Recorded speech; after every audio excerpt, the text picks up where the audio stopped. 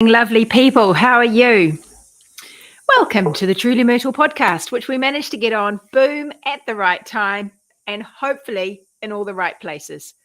Leave me a comment when you arrive. I'm going to watch people come in the door. I've got a few things to chat to you about today. Oh my goodness. For those of you in New Zealand, I hope you're doing okay. Wherever you are, actually, there are so many things happening all over the world. It's sunny here today. It's been crazy rain for those of you around the East Cape of the North Island or all around the west coast, the west of Auckland up north. It's been unbelievable weather. I don't know if those of you from overseas have heard about the cyclone that came through and the flooding and the winds. And then last night, not so little earthquake. And it's just been absolutely crazy. Hi, Colleen. How are you from Oamaru? It's really hard. It's going to be really hard. There are whole areas without power, some real disasters. Hi, Lynn. You'll be dying as I tune into me this morning. Excellent, because I'm going to show them what I'm knitting. To Marie from Skeins, and they have no power. The mill doesn't appear to be flooded, but there was a lot of water. The shop, they don't think was flooded, but they're going to check that out. So we're just crossing our fingers for everyone, really, and wishing them all the best and hoping that that they don't have any more terrible weather, that they get to sort this out. You've got wet weather with a little sunshine popping through occasionally, Sabrina. Well, look, today we've actually got sun here in Auckland, and it's rather lovely, but it has been horrendous. Hi, Terry. Nice to see you too. Yeah, that's every day there's sort of more stories that get uncovered. And one of the problems with Napier and Gisborne in particular is we haven't been able to get word out because they haven't had any internet and the cell phones. You know, it's really tricky. So just goes to show, doesn't it, in the blink of an eye, how much things can change. Anyway, I wanted to say hello to you all this morning. Yeah, we're fine. We're fine here. We've been very lucky, and it was pretty windy. It was really windy, but we are fine. We just, one of our little trees, it was an old tree, came down, but that was okay. But yeah, so far so good. Although our tomatoes got destroyed. It's the least of our problems. My mum's going to make green tomato chutney with all the tomatoes. You've been watching from afar and worrying about us all, Beck. Yeah, well, look, it's just a disaster, I think, that New Zealand hasn't seen for a long time on such a widespread scale. So it really is all hands on deck all over the place. Okay, so I've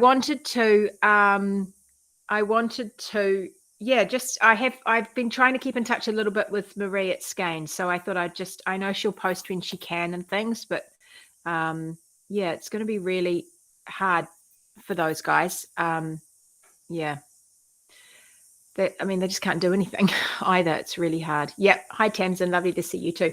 Okay, so I did a survey last week. I wanted to talk to you a little bit about that. I did a survey in my mini mag, and I asked you 3 questions. I thought 3 was enough. You didn't need to spend too much time. I asked you 3 questions. 1, what's your favorite thing to knit? I think I said that first. What's your favorite thing to knit? And I gave you some options. I didn't let you talk. I just gave you options. Garments.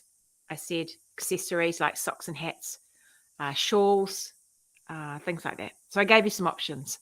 And then I said, what's your favorite yarn to knit with? And I gave you options. I didn't let you talk about that either. I just said, nope. I just wanted you to choose one, your top favorite, numero uno. What's your top favorite? So I said, lace weight, sport weight, fingering, DK, chunky. I just gave you some options and you had to choose one. And hundreds of you answered. Don't worry, Terry, I'm going to ask more questions if you missed it. Hundreds and hundreds of you answered it. So it's been really interesting looking at the results. And then I said, tell me a little bit. I just gave you a little short bit because you, like me, can talk endlessly about knitting. We know that to be true. So I just gave you a little paragraph and I said, tell me your biggest challenge right now. And you did. You told me your biggest challenge right now. And that was so interesting. Oh my goodness, you guys, it was so interesting reading. It was also interesting who said what. Look, I've still got this sore arm. That's one of the things I've been bothering me lately is the sore arm. I've had it before. I've got to get it seen to. Yeah, you got to go and check your spam folder. Oh, you guys missed it. Yeah, don't miss these things. You got to make sure you check your spam and your goat and your vote. Oh, yesterday, my words were all crazy in the wardrobe toolbox. Or was it the day before? Yesterday, I don't know. I've lost track of the days. This week's been really bonkers. Anyway, I'll get my words right. Yes. Do you know what? So I'm looking at some of your comments in here. I haven't seen anyone from YouTube. Oh, yes, I have. Good. You're on YouTube too. Okay, so this is what you voted for on the whole. And I'll tell you in my newsletter tomorrow. So my mini mag. So keep an eye out in the mini mag tomorrow. It's really going to be interesting and helpful for me when I'm making plans and I want to talk to you about things and tell you about things. So you said that you wanted knit garments, like way far and away, way far and away. Everything else you wanted knit garments.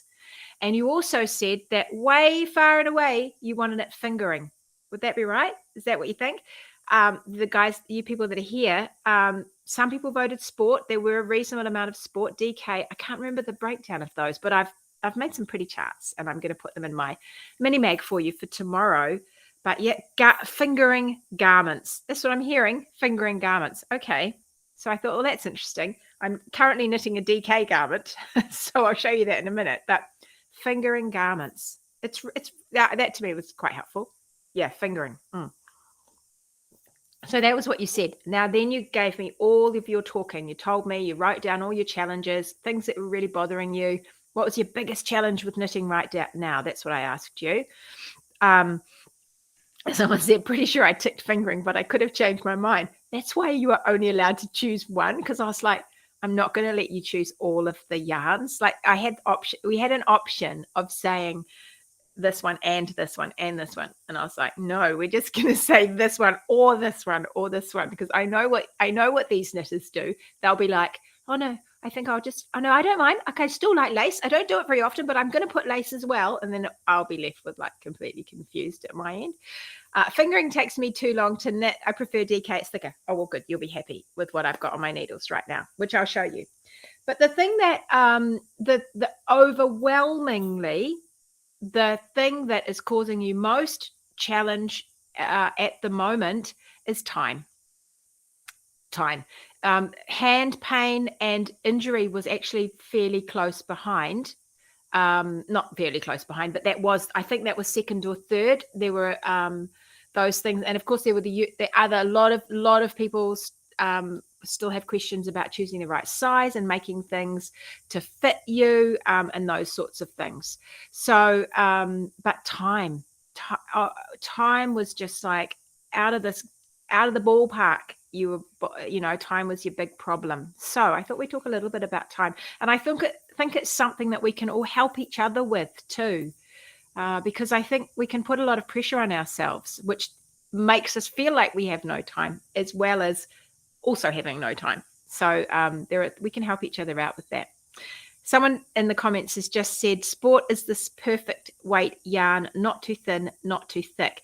Do you know, I am tending to agree with you. I do love fingering.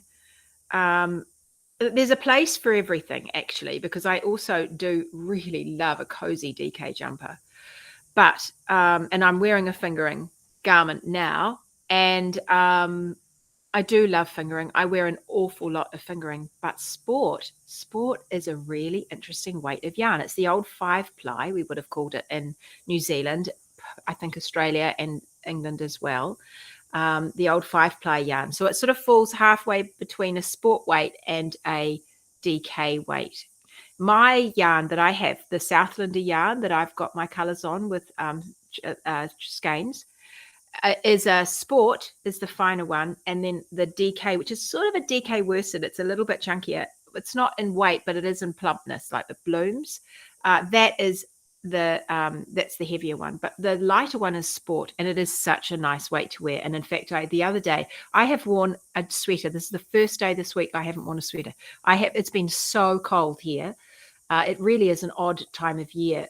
It's odd. It's February here. It should be stiflingly hot, and it's been so cold this week. So I have been wearing jumpers, which I actually love wearing jumpers. I have to say, it's one of the secret pleasures of having a good stash of knitted hand knits is that when it gets cold, you get to wear them. So I have enjoyed that. But I've just secretly enjoyed it myself.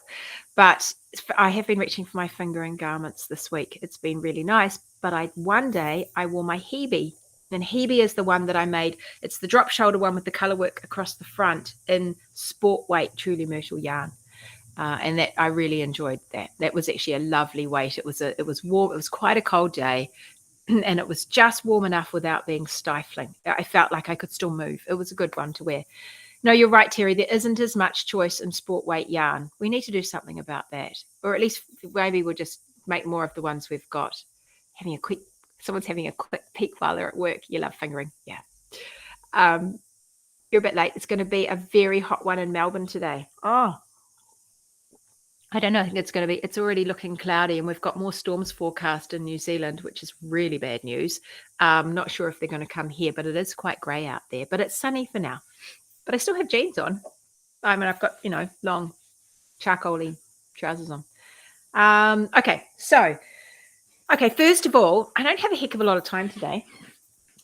So I'm going to get on with it. But first of all, I was going to show you what I'm working on. Are you ready? Are you ready? If you have been waiting for this for a long time, just hold it together because I know you're going to be excited.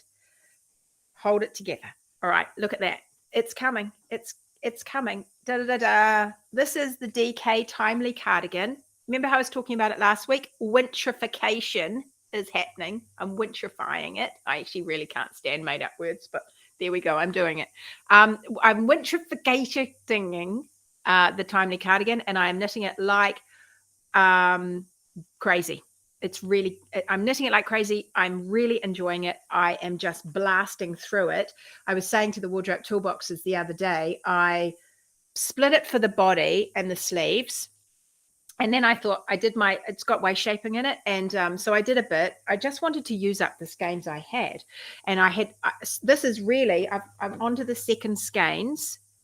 This is the second cream and the second colourful one. It is really economical on yarn, actually. It's really good. It's amazingly good, this yarn. So I'm using Lynn's yarn. It's her Ziggy yarn, and she's in here watching. So she's got some new colours that are going to be coming out with the Timely cardigan when it comes. So hold fire at the moment if you want to see what she's got in the works for you. There are some brand new combos coming. But anyway, I got to down here. I thought I'll just finish my skeins. Like I'll just get to the end of the skeins and then I'll go and do the sleeves because I like doing the sleeves before the body. And I was yabbering away to Mr. Myrtle and we were sitting in bed and he had his hand. I was, put your hands out. He's trying to do something else. Put your hands out. So I was trying to wind my ball in bed with him with his hands out. We're like Charlie Bucket's grandparents. We just need parents-in-law to sit at the other end and then we'll be all good for Charlie Bucket. But anyway, I was winding up my yarn and I was so excited about this jumper that I just kept knitting. And then I thought, I was supposed to start the sleeves, right? I was supposed to start the sleeves. Here we are, Shona. I'll hold it up. This is the yarn. It's Lynn and I have talked about. We cooked this up together, didn't we, Lynn? It's an absolutely beautiful, rich jewel tones. It's like a really sluggy old rainbow. It's really lovely, dirty rainbow. So all of the colors are in here. I think it's going to be super wearable. Oh, when I show you later, because it'll come out in a couple of months, but when I show you, I'll show you the old one and you'll see that the colors, they're like, they remind you of one another, but they're different. The other one is very summertime and this is really, gray, dark day, but I love the lightness through it just to lighten it, the whole thing up. And then the bands will be in the light color. But anyway, I got onto knitting the body. I totally forgot that I was going to use that I was going to go to the sleeves. And then I just kept knitting the body. And I thought, I never normally do this. I don't normally go down and knit the body, but I did. So I actually got to the bottom. I'm ready to start the hem. And I have to go out and about over the next couple of days. So I've saved that. And I've gone back to the sleeves. So I've got my little sleeve needles on. I've got the same sleeve needle in both sleeves. The 4 mils. It's a 4 mil that I'm using. and I'm ready to roll on the other sleeve. I've just secured it with this long cable thing so it doesn't fall off, and the same at the bottom. I'm just using these long pink cable things just to make my stitches don't fall off. And then I've started my sleeve, and I'm working my way down my sleeves, and they're going to be nice long sleeves. So that's where I'm at. It should be finished quite soon, but it did get me thinking. Hope there's fast delivery to Sydney. It's okay. Yes, there'll be kits. I'm sure Lynn will do kits. The colorway, yes, it's called Tapestry. And so pretty soon I will give Lynn all the details about yardage, and but just hold fire for just a minute.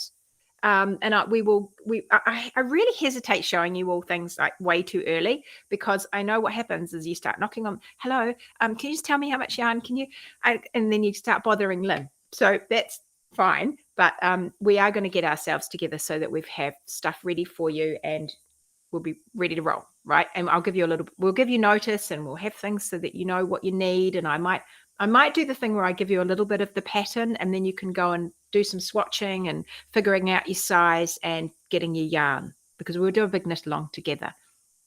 But just hold fire, because there are actually other colors and yarn, and the colors will be on pre-order. Brilliant. So we might do that in advance, mightn't we, Lynn, as well? Okay, so we'll work all that out. But in the meantime, I thought, when I was knitting this, and I am juggling things, and I'm wanting to get this done in a hurry, and I have something else I really need to get onto as well. And I noticed a comment there, which I bet is Amanda, saying something about test knitting. Test knitting to a deadline makes me time shame about the housework. Oh, it was Beck. Yes. When we're working to deadlines and we're trying to get a lot of things done, and we have other things to do in our life, and we have demands on us by people in our lives, or jobs, or properties, or disasters, or whatever it is that happens, your knitting can take a bit of a back seat, and you can really have to juggle whether you actually get things done. And I think it's a funny thing, knitting, because it's not that just you want to finish your project, you want to make the thing so you can wear it. It's not just that. We do want that, but it's also, I have to knit. It's that, I think when you're a knitter like we are, it's an incredibly meditative process. And so when things happen, like all the craziness that's happening at the moment, and you get to the end of the day, and you might just collapse, and you might be just too tired to be doing any knitting at all. And that's pretty tired in my experience. But you might just need just to sit down and think, oh, actually, you know what? I've just got to sit down and knit. I just need to knit a little bit, because it's so grounding, and it just recalibrates us, and it just brings us back to ourselves, and it's incredibly soothing. And so we have that need as well. So yes, we can get really busy, and yes, things can happen, but I think it's worth making a conscious effort to give ourselves that thing that we need. I need it. I need to do some stitches. It doesn't even have to do heaps of stitches, but I need to do it. And call me addicted, I don't know, but you really need it, right? Someone says there, I lost my mojo for a while, and it's good to be back knitting. Yeah, it's funny, isn't it, when you lose it and you just feel a little bit at sea. I think sometimes we can fill that gap with other crafts. I think people that are really craftual, I'm obviously going to make up words all the time at the moment, they can fill that gap, and you can move into something else. But I think when you've spent literally decades knitting a lot daily, it's very hard to fill that void. And then you feel that there's something, it's just something, you just think, oh, my fingers, my hands, they just need something. I just need something. I just need to sit down, and I just need to get into it. I really have to. And I do feel that too. I just have this, just need something, just going to do some knitting, and it really calms you down. I think they've done science about this, because it's true. We know it's true. Oh, you're busy in the sewing room working on the wedding dress. Oh, Terry, we cannot wait to see this. Terry's making this beautiful wedding dress for her friend. We're really enjoying seeing the process over at Wardrobe Toolbox in our knit nights. We have our knit nights. You bring everything, whatever you want to bring to the knit nights. Muriel says, I was knitting by candlelight on Tuesday. Oh, your eyes. I hope your eyes were okay, Muriel. But yes, I think you just have to, needs must, right? We just need to do it. Sometimes I fall asleep while I'm knitting. Me too. I can feel myself. It just makes me go to sleep sometimes when I'm tired. Yep, Barb, got to do some major dusting today. It's sometimes I think we can see our knitting as a reward at the end. Okay, I'm just going to do that, and then I'm going to knit. And then sometimes you think, I just think I'll do a sneaky knit, and then I'll do that after the sneaky knit, and then you think, I'll just do another row, or maybe I'll just, maybe I'll just get to the end of this. I'll just do a little bit. Oh, I should have probably stopped that and gone on to do whatever it was I was doing. I think we all do that as well sometimes. I have to knit every day.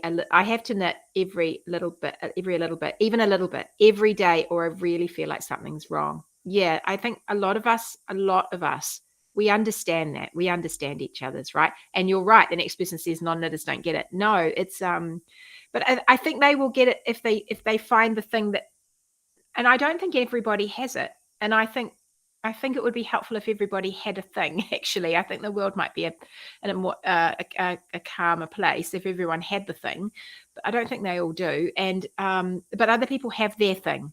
Maybe they cook. Maybe they garden. Maybe they home make. Maybe they arrange flowers and straighten things up and look after people around. Whatever it is, it's a something that people, a creative pursuit, a creative endeavor. I think it's something about that. It's that creative process. I think we're particularly lucky because ours is very repetitive, which is very soothing, but also activates your brain when you want it to. I think we're very lucky to have those things going on at the same time if we want. Because it keeps us interesting, it keeps us hooked in, it makes us feel a sense of excitement about something. We're watching something grow in front of us. It's very portable. We're very lucky. It's a very good sport. This knitting. Love knitting. With love from Denmark. Oh, it's lovely to have you from Denmark. I've managed a couple of new swatches and finishing a pair of socks. Brilliant. It's good to have something on the go. It's even worse when you have a beautiful yoke on the go, just a bit every night. Oh, Barb, I know. When you have something that you just like, I'm just going to get through this. And I know it's 155 stitches every row or 267, but I'm just going to keep doing it a little bit more. By Hemispheric. Oh, I like it, Wendy. By Hemispheric. That's us. It's really Myrtle. By Hemispheric. Okay, but it got me thinking, time. Right. So we know we need it. We know that it is in our interests to make time to knit because it's our thing.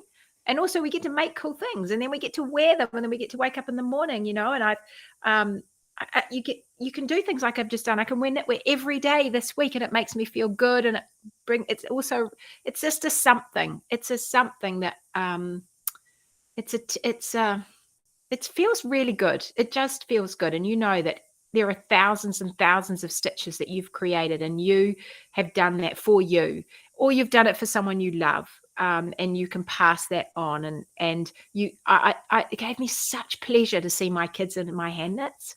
It really, and the things I've sewn for them, but the hand knits, it just gives me such pleasure. You feel like you're really enveloping them in something. It's love, isn't it? And so it is a good feeling. It's a good feeling to do it. You're knitting the last panel on Haven before the lacework. Yay! 290 stitches in a row. Haven is our new pattern. No, Haven is a shawl. Maeve is our new pattern at Truly Myrtle. We lost power the other day, says someone, and I was knitting as it was getting dark and I got needle tangled. And I said to Harvey, quick, come over here with your torch on your phone so I can see what's happened. I thought I fixed it and kept going. And the next morning I see the error several rows back in Lodestone socks. Well, I'm probably the only one that's going to notice it. Exactly. You probably are the only one that's going to notice it. And if you're really keen, you could just like drop back and fix a few things. But if you're not, you just move on and you leave it where it was. Anyway, time. So we know we have to do it. I think we have to do it. Make the time. And so how do we make the time? I always enjoy, I don't know how many of you have read Elizabeth Zimmerman. I've got several Elizabeth Zimmerman books and we share a name. So I have, I'm obviously, my name is Elizabeth. That's my real name. Libby is my short name. And so obviously I have sort of a shared thing over my name with Elizabeth Zimmerman. But she writes, she's just such a delightful writer, and she's died now. She wrote for years, and she was a very prolific knitter. She was in America. She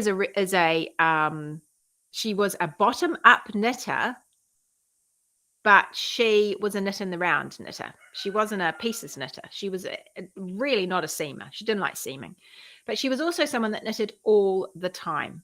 And reading her books it's like reading a story, and there's knitting patterns embedded in these stories, and it's this world of knitting which I think we all just feel, you can feel it. So it really resonates with us, these stories where she talks about knitting. And I remember one particular story where she talked about her husband had gone fishing, I think, and she was in the car and she was knitting in the car, and she talked about how you really could just take the opportunity just to close your eyes for a minute. It's worth knowing how to read, knowing how to knit without looking, because then you can just sit in the car when you're waiting, and you could just close your eyes and just keep going. And you can actually just that's serious multitasking. Have a little nap and knit. You don't have to look. You just knit. So she's advocating for being able to knit with your eyes shut. She's absolutely delightful. But she talked about knitting just all the time and making it part of your life. And so, I can remember when my kids were little and I would be juggling all sorts of things, and the dinner was on the go and kids were needing me and around my feet, and I had knitting, and I would knit while I was waiting for something to cook, while I was doing, I would try and bring knitting into all the little pockets of time that I had in my life, and just make the most of that. And so it's just thinking, where can I slip my knitting into? Because I do think that I think I don't now have the desperation to make it work, because my life is so full all the time with kids all the time. There was a sense of desperation that I had that I would fit this knitting in. And so I was consciously thinking about it a lot, how I would do that, where I don't have that pressure on me all the time, like literally a physical pressure on me with the children around me all the time. It's sort of you shift in how you think about things. And so where I might just sit down, I very rarely sit down without knitting, although more lately I am more likely to sit down without knitting, just a little bit. I might just sit down and think, where's my knitting? I could be knitting. And I might sit down, and then I'll have to get up and go and get my knitting. And that is more likely to happen now. You know how they say busy people do more things. It's more likely to happen to me now. So I have to consciously think knitting, fit my knitting in. And I think there are things we can do to help ourselves along with that. Keep talking, Libby. 8 more rows on the urchin sleeve and then the neck. All right, I'll keep talking. Anyway, I do think there are ways to think about, to do that. To actually slip it into our lives and to be thinking knitting all the time. How am I going to do a bit of this and a bit of that? It's a mindset shift, I think, and we have to work at that to make sure we are there. I think one of the most basic ways to do it is to have a couple of projects on the go. And how would you do that? It would help my neck so much. I tried several times to no avail. How would you do that? Okay, I missed that part. But I think it helps to have a couple of projects on the go. So you could have something that's easy to drag around, pair of socks, hat, easy peasy shawl, a basic stockinette, something like you might just be knitting straight on a body. Thinking about what project is my taking it everywhere project. A lot of people have socks. And that for people that are sock knitters, that's great. Not everybody I know is a sock knitter. But if you just think in terms of what isn't going to require my full attention, I can just do it without thinking. It's small enough to be portable, or I don't mind if it's a bit bigger. Have I got a project like that where I literally will grab it as I leave the house, or I even keep it in the car, and I'm ready to go, and I have that knit. I think this is a brilliant excuse to have more than one project on the go, so that you have a portable project, and then you can just fit that in everywhere, right? Knitting without looking, my yarn splits is one problem. Yeah, and that could be a yarn issue, can't it? So you just have to, and also needles. Think about what needles you're using. Are your needle tips too blunt for the yarn you're using? Do you need a pointier needle tip or a longer needle tip? We had a really fascinating session all about making our hands comfortable in needles and things like that in Wardrobe Toolbox the other day. And if you want more of that, come and join us at Wardrobe Toolbox. It's just so good. We cover so many things like that. I have a shawl in a bag I take to choir and knit it once a week, and I always have socks on the go. Yeah, that's the kind of thing. So you just plan for it. I think planning goes a long way. We just have to put a little bit of effort up front into the planning, and then it sets us up for success so that we're able to just get on and knit. And I was thinking about that when I was knitting my garment. And I've talked to you and I've already mentioned a couple of things which I think really help me. Now, I know that I'm going to be out and about this weekend, and I also know that I want to knit this garment. I want to finish it. I also will have opportunities to sit down and do a bit of knitting, and so I want to make the most of those. I don't want to be twiddling my thumbs when I could be knitting my garment. But I also appreciate it's a whole garment, and I've knitted the body now, so I've got quite a bit to drag around. So I've done a couple of things which will make it much easier for me to be able to do it. Firstly, like I said, I have already got the sleeve needles on my sleeves. I've already done that. So when I'm doing one sleeve, but the other sleeve is already waiting, I have 2 sets of these minis in the same size, and I've already put the other one on the sleeve. Now, I didn't have to. I could have put in another needle and I could swap them over, but then I would have another needle to carry around, and we could just put them on yarn. You could do that, but I am literally ready to go. I don't have to stop. I don't have to think about it. I can just move to the other sleeve when I want to, and I can get going. And I put these cables on, so I'm not going to lose my stitches. But I've also put the cables on, so when I'm not at home and I'm in front of a mirror and I want to try it on, easy peasy. I'm not going to lose my stitches. It's easy for me to try this thing on as I go. So I've done that to the sleeves. For the body, I have got to the bottom of the body. I'm ready to do the hem. I deliberately left the hem because I thought, well, that's something I could do without thinking, and I can come back to that if I'm at a place where I can't really be thinking about the sleeves, or I finish the sleeves and I want to do something else, I can do the hem. There's a few inches of hem there to do, so I can do that without thinking about it, and I'm all ready to go. I put on my hem needles. These are not the needles I use for the body. I swap the tips out already with the new hem needles, and I've put them on the big cable. So if I want to try it on, I can do that as well. So I've set it up. I've set it up to make it easier for me to knit. So that's one thing I did. I also got, which I have left in my bedroom because I just grabbed this to run out.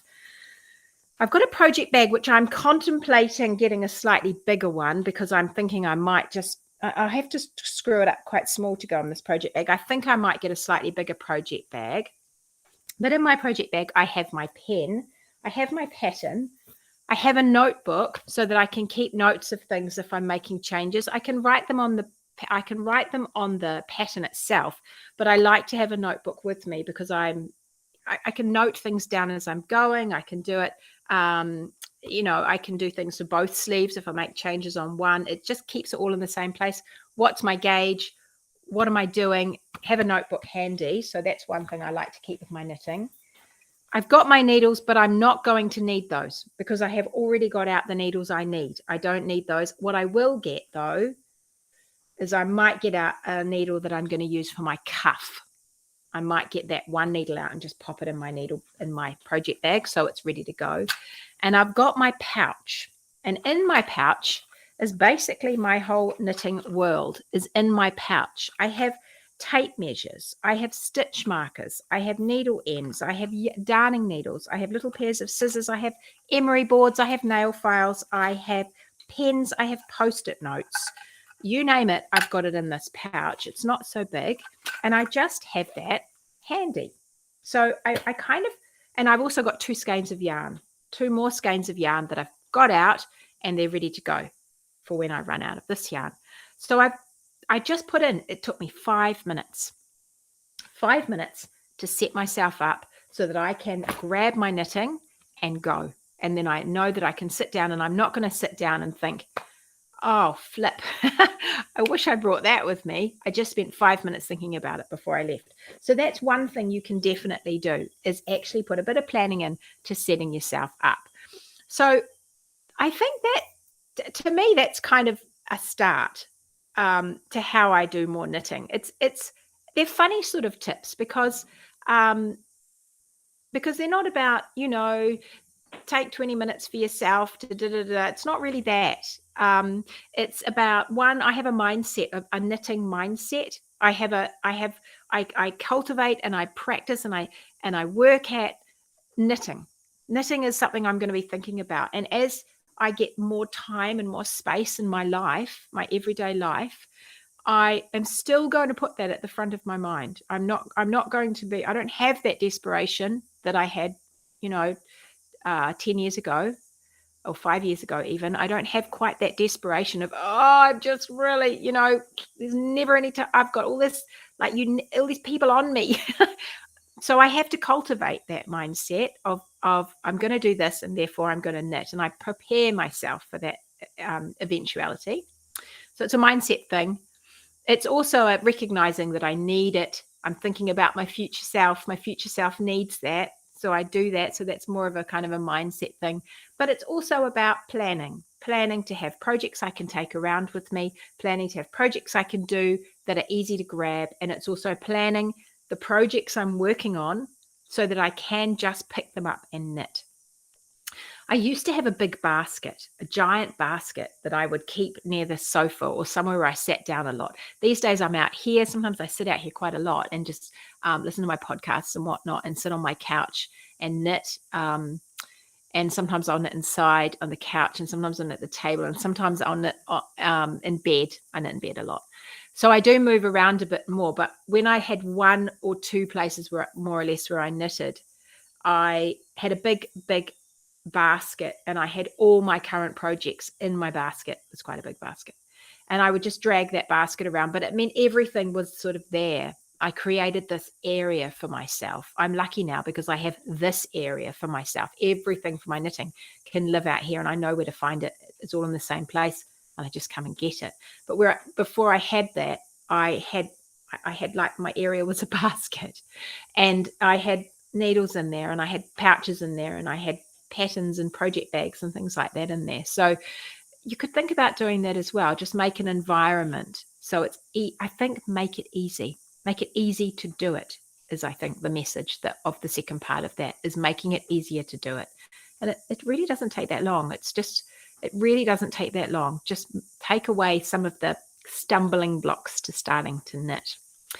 So those are my tips today. Those are my knitting tips today. And if you want to come and catch me a little more and hear a bit more about what you guys said in the survey about knitting, make sure you're on my mini mag list. So it's just at trulymyrtle.com/mini mag, so that you get the mini mag in your inbox. And if you're finding that it's not turning up, go and check your junk folders and move it over to the inbox. Some of those emails have got some pretty full-on filters and you've missed them out. Your pouch looks as full as mine. It is a good full pouch. Every now and then I have to sit down and sort it out and tidy it up. I replaced the Post-it notes the other day because my Post-it notes are a bit falling apart, but they can be very helpful having a pile of Post-it notes in my pouch. I also have to double check I've always got a pen in here. So I just make sure that there's always at least one pen in my pouch. And the other thing that I really can't live without in my pouch is a nail file, an emery board, because it's nothing worse than having to stop and figure out I've got a catch in my nail. That's essential. That's an essential piece of kit.